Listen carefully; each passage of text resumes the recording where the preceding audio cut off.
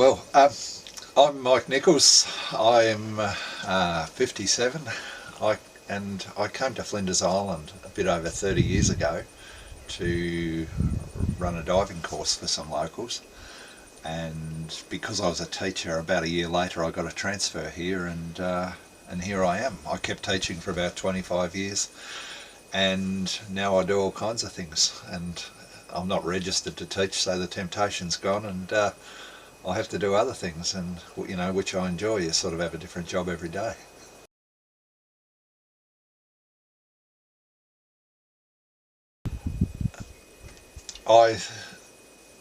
Some of my jobs involve taking people diving, snorkeling, fishing, taking out family groups.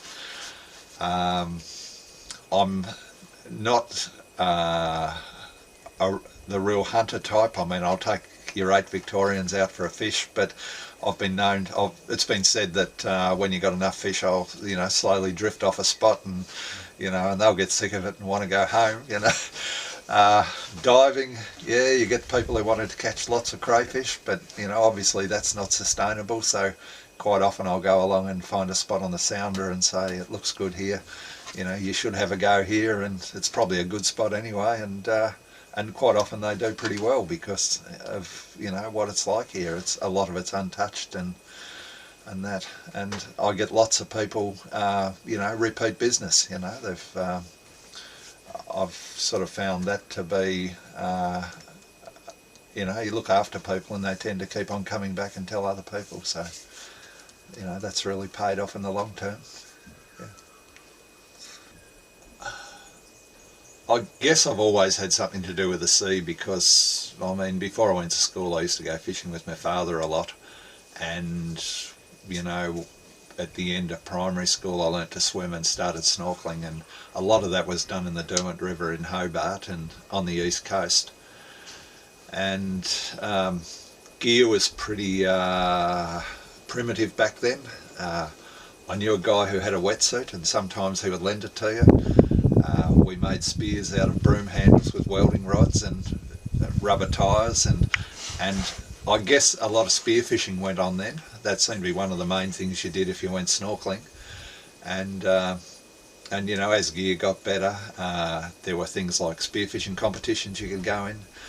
I was telling somebody that the first diving magazine that came out about 1970, I think it was called Skin Diving in Australia, every article in there was on spearfishing. Whereas now, I guess, you're lucky to see anything like that at all. And there's, there are people who still do it, but obviously they're a bit more conservative in what they catch and that. Yeah, diving, I started about 1968, I think, and gear was really primitive. I had a friend who drowned because of the fact that it was, like that, and you just had to be really careful. There were no such things as contents gauges on tanks or buoyancy vests and octopus regulators, and you had to do things like buddy breathing if you got into trouble. And but now, there's lots more people diving, and one of the big emphasis seems to be on people trying to sell you as much gear as they can and telling you need it, when you can enjoy yourself just snorkeling. You see lots of fish and things, and where I live now, there's a huge variety of things to see. It's a lot different to other parts of Tasmania. You don't get kelp forests. It's probably very much like South Australia in terms of the terrain and fish species that you see. And yeah, and it's still really good here because I can park the boat anywhere and take a group of people snorkeling, and they'll see lots of fish and things that they won't see anywhere else. So from that point of view, it's still really good. And I guess as far as I'm concerned too, even though part of my business is taking people fishing and diving, I'd hate to see it where it sort of got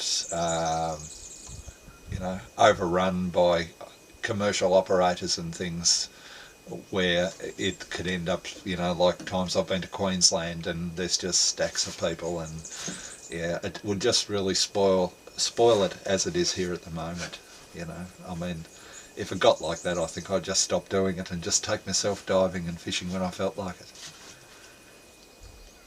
I guess a lot of people hear about Flinders Island and say from the diver and fisherman's perspective, they think that, you know, you can jump in the water anywhere and catch a crayfish, but I mean, you can't. You have to look for them compared to what it would have been like years ago. I don't think I've ever found it really like that, but I mean, if you talk to some of the fishermen, maybe it was, but it's still you know, relatively untouched. A lot of places around the coast are a little bit inaccessible. You need to know where to go. You need something like a dinghy, I guess, to get out to spots and dive. And like, you can dive places that no one's ever been to before. I can remember somebody saying to me once, this reef's really good because all the coral hasn't been kicked off the walls, and you know, like you see. And I mean, today I had a guy who said, oh, there was a hole with lots of fish through it, and he thought, oh, can I swim through that? And I sort of said no, because, you know, the sort of damage divers can do to places. And, you know, we were diving on a reef which is probably one of the most scenic dives on the island, and under 12 metres, and there are lots of fish, coral and cuttlefish and other species to see there. So yeah, but I think in terms of the large number of fish that were here, I think a lot of fishing has taken its toll, like it has everywhere else. If I think back in Hobart, how I guess when I was a kid there were probably, you know, lots of people fished, but you know, nothing compared to what you've got these days. You know, there's a lot more people go snorkeling and diving than, you know, what there were years ago, and it's just, I guess it's just been made easier, you know, and they're the sort of things people do when they go on holidays. You know, they want to go and catch a fish and catch a crayfish if they can, or whatever. So yeah, I think things that happen like bag limits on fish are good. We've had people here say, oh, there should be a marine park here, but people I've talked to said you need to lock up about, you know, 10 kilometres of coastline to make it work properly, and there'd be a lot of opposition to that. One good thing about Flinders is, and I guess probably the reason that you don't have a fast passenger ferry coming here, is the weather conditions. It's just the weather protects it, and the same with fishing, you know. There's a limited number of days when you can go out, and if you just come here for a weekend and say you're going to go fishing, well, you know, you might be lucky. You've more or less got to come for a week, and you might get 1 or 2 days where it's good and go out. But yeah, things like bag limits, you know, I sort of wouldn't care. I mean, with crayfish, you're only allowed to catch 3 now, and I hear people say, oh, it's not worth going now. Well, I think, well, you know, it's not like it has to pay for your trip or anything.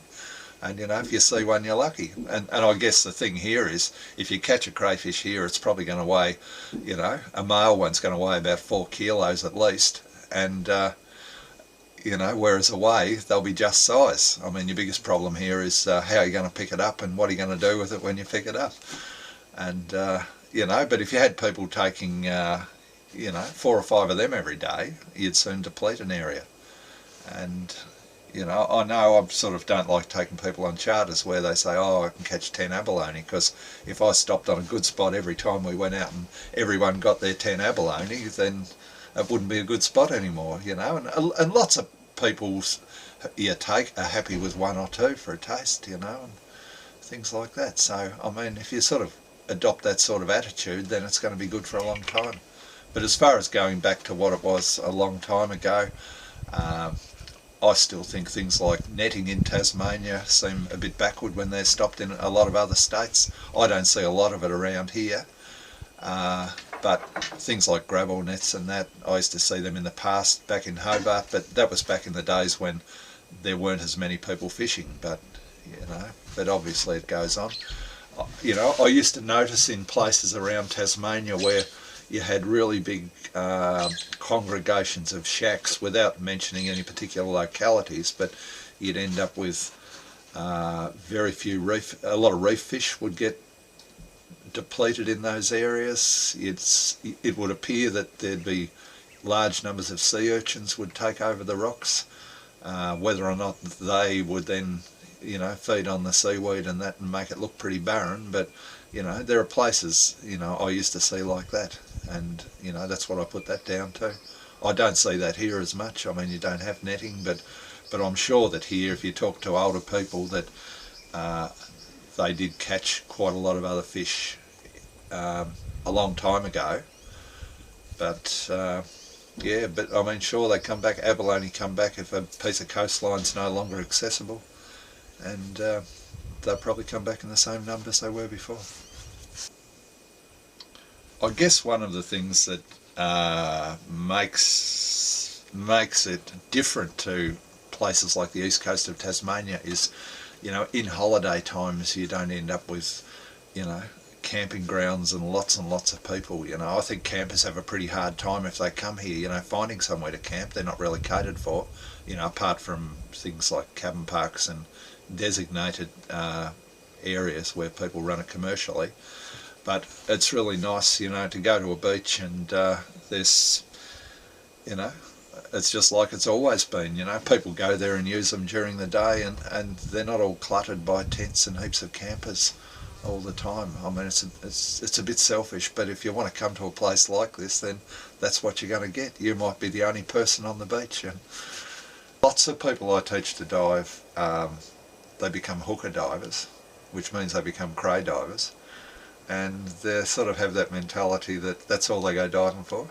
And it's just a thing here, like it's a hunting and shooting kind of thing, you know, and that's, I mean, I don't sort of really push diving course. If somebody wants to learn, I'll teach them, but I sort of emphasise, yes, very slyly, you know, what do you want 10 abalone for, or, you know, things like that, because you seem to get, you know, that sort of mentality with people, and it's got to the point where I can't, if I wanted to go and catch a crayfish, I won't take locals with me, because there's so many people who have that mentality that, oh, I've got to get 10 or I've got to get a whole lot, and I used to hear stories about things like duck shooting where they'll compete and they'll get hundreds of ducks for the season, and then they'll take them all to the tip at the start of the next season and then get a whole lot more, and you know, and it's a bit sad really, but I mean, and it's a bit like how I get these groups coming, you know, there's the ones who just say, I'll say, well, what do you want to go diving for? And I got an inquiry the other day, and they're people from a uni and they want to look at things, as compared to, oh, we want to get crays, you know, and can you pick us up at the airport, and how many crays can we get, and will we be affected by how many people are on the boat as to how many we take, and you know, that sort of thing. I mean, it's like, yeah, but you know.